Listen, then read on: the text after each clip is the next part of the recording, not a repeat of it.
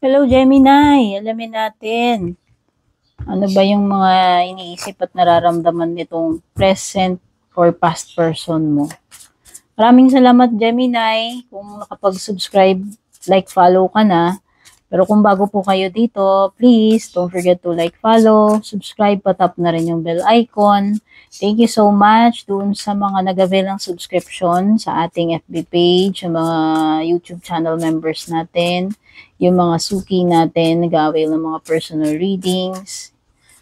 Basahin nyo na lang yung description nitong video kung balak nyo mag-book or mag-inquire about personal readings.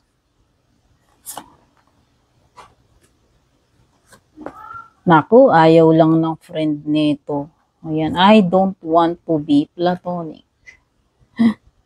This person is meron siyang ibang gusto, hindi lang kumbaga ayaw niya ng friends lang kayo. Baka kasi yun yung mensahe na nakukuha niya sa'yo. Baka friend lang, baka ayaw mo siyang pwedeng ikaw kasi baka yun lang yung tingin mo sa kanya. Yun lang din yung nararamdaman mo sa kanya.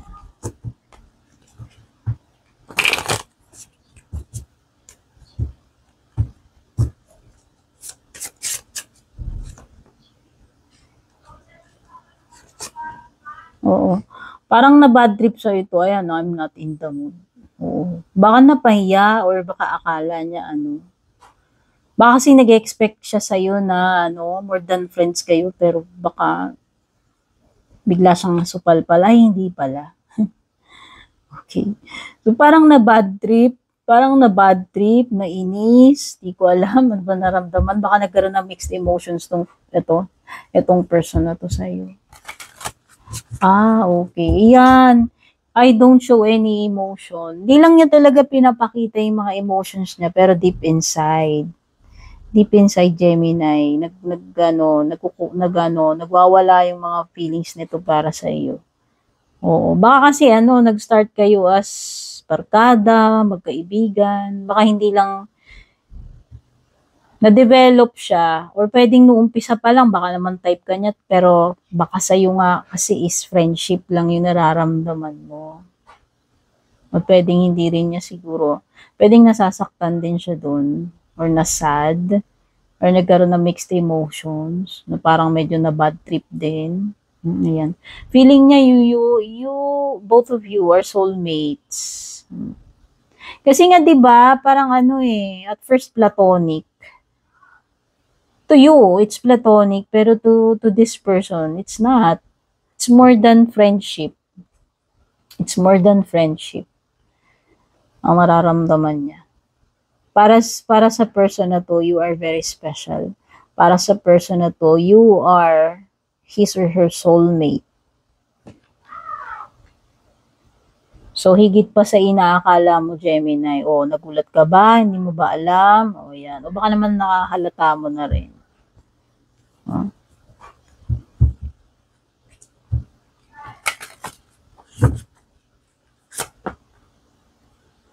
I know I messed up. Nahiya rin siya eh. Siyempre, napahiya rin to, lalo na kung akala niya you're on the same page na may na-type mo rin siya, may gusto ka rin sa kanya, kaso parang ang ending siya lang pala yung nai-in love sa'yo or in love sa'yo, di ba? Siyempre, ayaw din naman niya na pag nalaman mo na may gusto siya sa'yo, baka iwasan mo na siya, or mandiri ka sa kanya, yung mga ganun.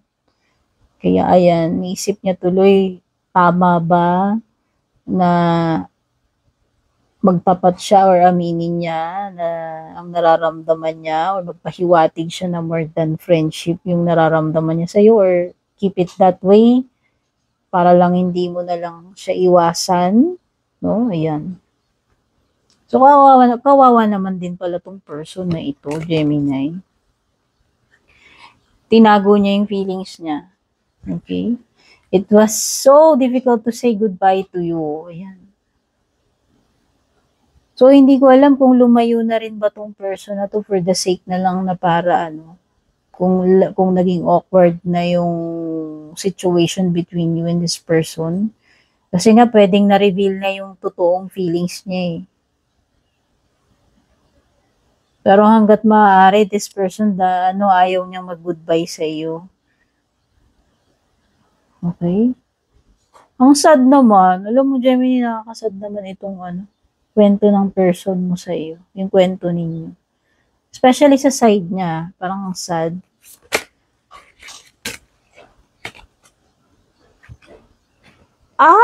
You were the closest person to me. Oo nga eh. Kasi nga naniniwala siya, parang feel niya talaga ikaw yung soulmate niya. Ayan na nga, oh. Hindi platonic lang. Ayaw niyang manatiling friend lang. Gusto niyang maging special sa buhay mo. Kaya lang, hindi ko alam bakit kailangan mag-goodbye. Kasi siguro, baka iniwasan mo na rin siya. Hindi ko rin alam anong naging reaction mo, ano na yung mga next na nangyari sa inyo. Pero ikaw talaga yung top 1 sa puso nito. Kung meron mang tao na pinakamalapit sa puso niya, ikaw yun. You were the closest. Ikaw ang top 1. Ikaw ang pinaka-special. Kasi bihira yung mga ganitong connection na magkasundo kayo as in soulmates. Kaya lang kasi, pwedeng sa'yo kasi, hindi pareho yung nararamdaman mo sa kanya. Pwedeng hindi ka in love, pero siya in love. I use material possessions to mask my true self. Okay, siguro itong person nagko-cope na lang siya. And dinadaan na lang niya sa ibang bagay, sa ibang paraan, outlet. Para lang mamask yung kanyang yung totoong iniisip or nararamdaman nitong person na to. Dinadaan na lang niya sa material things para makakope, no?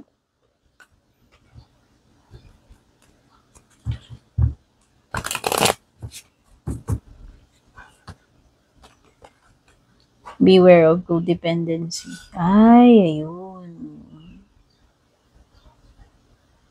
Na-addict talaga sa itong person. Grabe. Sobrang na-attach tong person na to sa'yo. To the point na parang na-obsess sa'yo to. Oh my God, Gemini, look at this. Nakakashock. Grabe. Hindi mo basta-basta mabe-break yung pagmamahal nitong person na to, yung feelings nito sa'yo. Kung ano man yung naramdaman sa'yo ng person na to, grabe, malalim, dear. Seryoso to sa'yo. Ayan. Ganun kalalim yung pagmamahal niya sa'yo.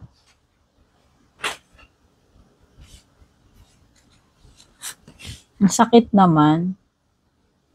Ayan, there is a strong magnetic connection. There is a very strong pull and intensity that draws you to this person. Baka nga talaga kasing soulmates kayo. Ayan,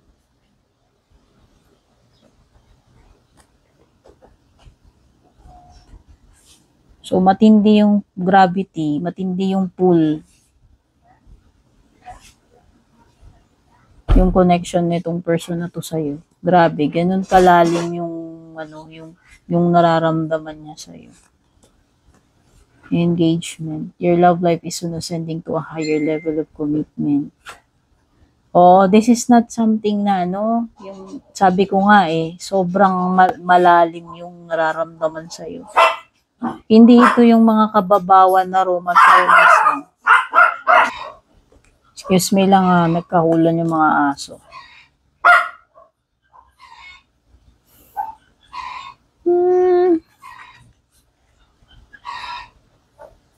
Okay. So, importante rin dito na i-release mo ano ba talaga yung nararamdaman mo. Para kasing, ewan ko Hindi ko alam kung nag-hold back ka rin. Napipigilan din ba yung true feelings mo? Is there someone trying to control you? Hindi ko alam kung may iba pang person involved dito or pwedeng ikaw lang din ito na pinipigilan mo yung sarili mo. Ayan. So, hindi ko maintindihan. Ano bang mag-hold back sa'yo, if ever, with this person? So, hindi ko alam ang story ninyo. Be optimistic. Keep in mind that you create your reality. You can't attract love with a negative mindset. Baka ikaw, baka ikaw din. Nagpapadala ka dyan sa negative mindset mo. Instead na maging happy, nagiging pessimistic, yung mga ganun. Ayan o, sabi dito, mag-think positive ka. Kailangan mong maging optimistic.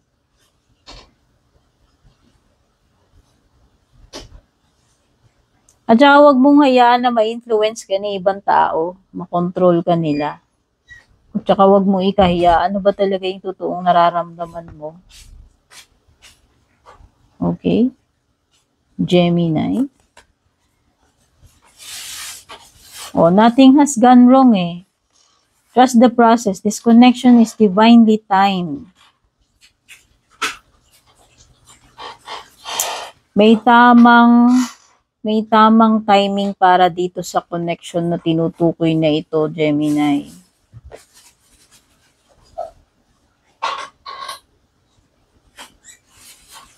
Kung ano man yung nangyayari ngayon dito sa love life mo, i-trust mo lang yung process.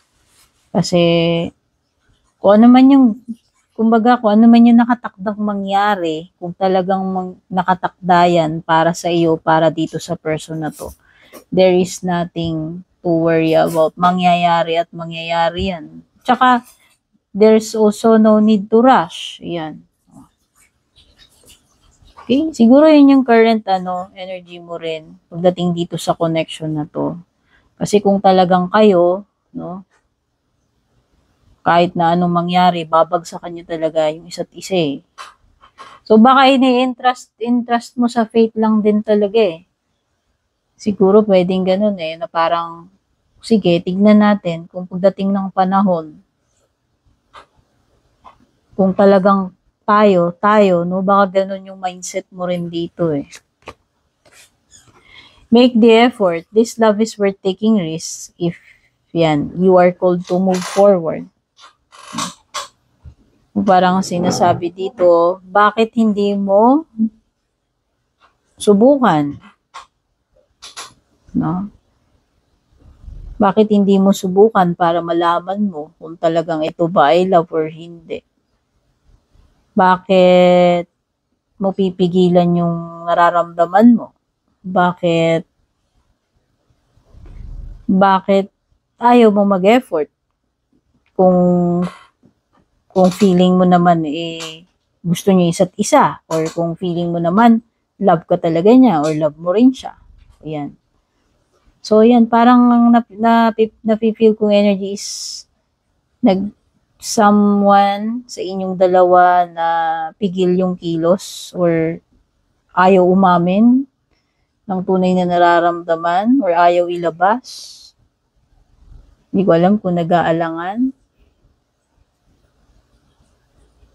So, yan, sabi dito, it's worth taking risk pagdating dito sa connection na to. Siguro nga, in due time, malalaman nyo rin sa isa't isa kung kayo talaga. No? Parang yung binanggit ko nga kanina, di pagdating ng panahon, kung talagang tayo, di tayo. Di ba? Parang ganun. Okay? So, yan.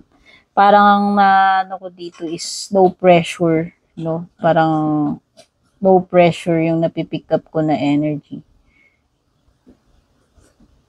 Kumbaga parang kampante yung isip, yung kalooban na kung talagang kayo, di kayo, di ba? Kung ukol, bubukol, kung mangyayari, di mangyari, see you when I see you, parang ganun. Okay, Gemini. So, ito yung mga na-pick up kong energy. Sana nagustuhan mo tong reading na to. Don't forget to like and share. Take care. Babush.